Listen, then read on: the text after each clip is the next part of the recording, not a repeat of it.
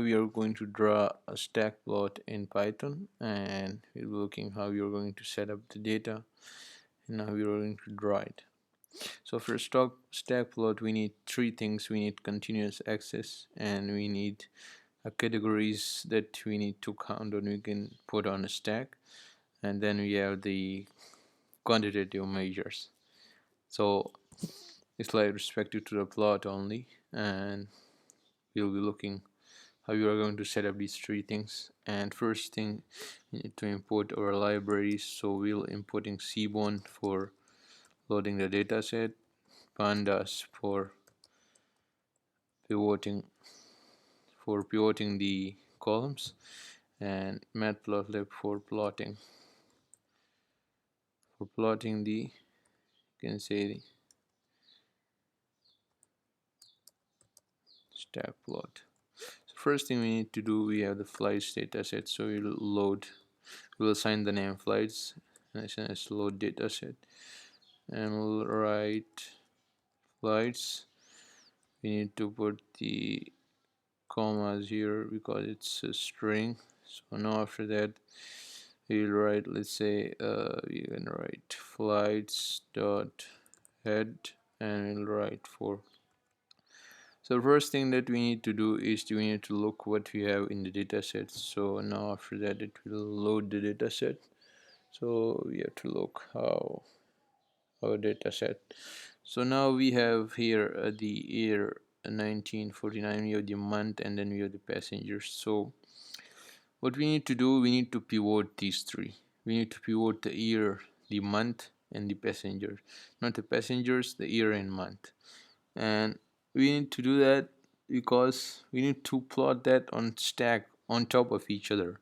So we need to show the year on top of each other, and we need to show the month below that, and after below showing the month, we need to, on the y-axis, we need to show the passengers, how many passengers travel or take flights in that year or in that month.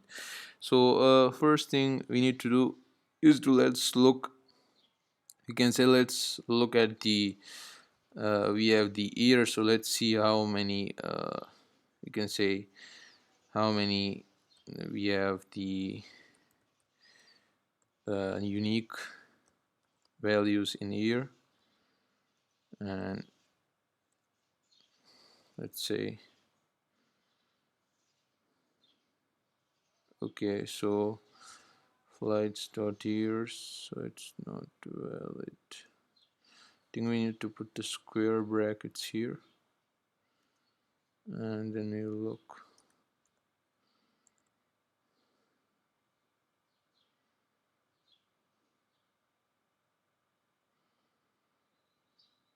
So I think it's year. So here, if we can see here, we have year up to 1960. So mean that we have like somehow it's 10 to 11 years. So it will be plot on stack plot on top of each other.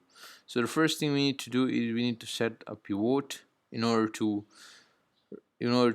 get these all months and put the year in a wider format. You can say the compress it into a pivot. So we will be using pivot first. So after using pivot, then we will plot on top of each other on the stack. So the first thing we need to do is we need to set let's say we will assign the name flights minus pivot, and then we will, let's say we will pivot flights, and then flights dot pivot. We'll write flights dot pivot, and after pivot we'll assign that pivot as a table because we already taken the pivot. So now we will put index because we need three things. As I said earlier, we need index as a continuous axis, and we need column as categories of stacks, and then we need quantitative measures. So for index we need we can say we need year. So after putting year, we can say for no, I think for index we need month because the month will be on x-axis below and will represent the months. And after that, for stack plot, you can say the plot that will be on top of each other. For that we need columns, and you can say column will be let's say year, because the year will be showed. So, and finals, we have values, and values can be passengers. We have passengers here. So after that we'll print and see what we have in the flights.pivot.head. So look what we have here. So here, if you can see, it's converted into white format that I said earlier, that the months will be showed on x-axis and the y-axis will have a passenger count. So that's how we are going to look at it, and we'll plot it on top of each other. So now after that, now we will plot that. So the first thing we need to do is we need to assign a size. We need to assign a figure size, you can say, to the plot. So write figure, fixed size, and then we have to write, let's say 10 by 6. And after figure size, we need to enter what we have, the plot dot stack plot, and then after putting stack plot, we have to enter the flights minus what. Then we will set index, because we already assigned the index. So we have the index. Now we'll write flights again, and we'll write flights.pivots again. Okay, so now after that we will set values, because we in the first we have set index, then we have values, and after values you can say you'll assign t here, and then you can say we will assign, let's say what we are left with I think label. For labels, flights.pivot.columns. So we have the columns left here, so we have to assign the columns also. So yeah, so now I think we need to, you can say, you need to enter or assign the title or everything. So title, we have flights, we have, you can say, we have flights of passenger. Now we will assign, you can say, x and y label. So for x label we'll assign month, and for y label you'll assign passengers by month, you can say. Yeah, so I think that will work. Let's assign simply passengers.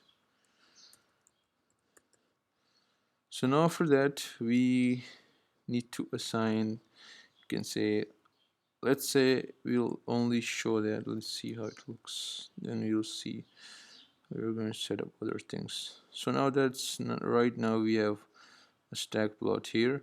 So now it's very hard to understand because we don't have the filter. We have the legend here because we don't know what year that following are. So now I will put, let's say, copy that and put it here, and then I will assign legend in order to understand what the colors are representing. So for legend I will first write title, and for title I will write, let's say, because we have the colors in ear, so ear, and then I will set the position. I will set lock, and it's like let's say upper left. We have upper left, so let's see how it works. Okay, so now it's looking like fine because we have 1949 here, and you have all the colors representing different the following stack plot. It's plot on top of each other.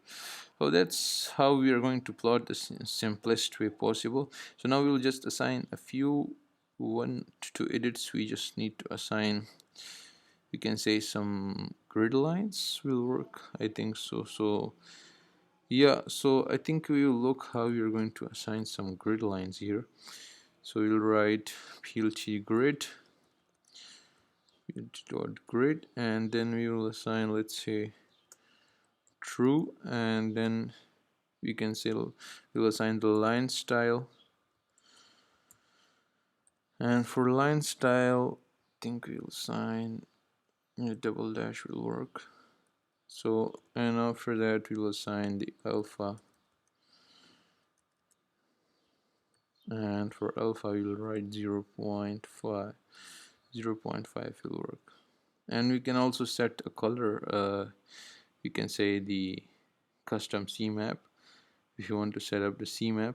So yeah, we can also set up the CMap in order to look the color a little bit better. So we have to set on top of that. So we'll write color, we'll assign the name color, and plt.get, and you can see here it's CMap. And for that, I think we have to write your different color, but we use tab 20. So yeah, so the color is not loaded.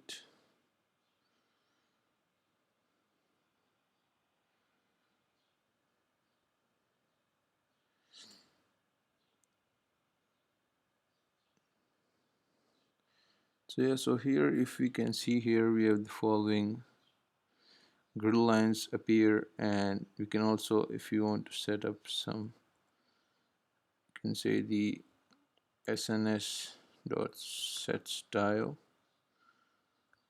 and if you can set up dark grid here, so now it's showing dark grid. So that's how you can get, let's say, change the color. You can also do different things here, but we don't have to get the thing complicated, because the simple it is, so you'll understand how it works in simplest way. So that's how we are going to, we can say, draw a stack plot on top of each other with setting up the data. And it's only, I think, 4 to 5 lines, but we need just a few edits in order to set it up. So that's how we are going to draw a stack plot. And let's say if you can assign the color here, see if it works. It's not working. Okay, so let's say if we write, we can say colon. So I think it will not load because the color is not. For stack plot, I think we need to assign colors in a way so it got loaded. So I think that will work now for now.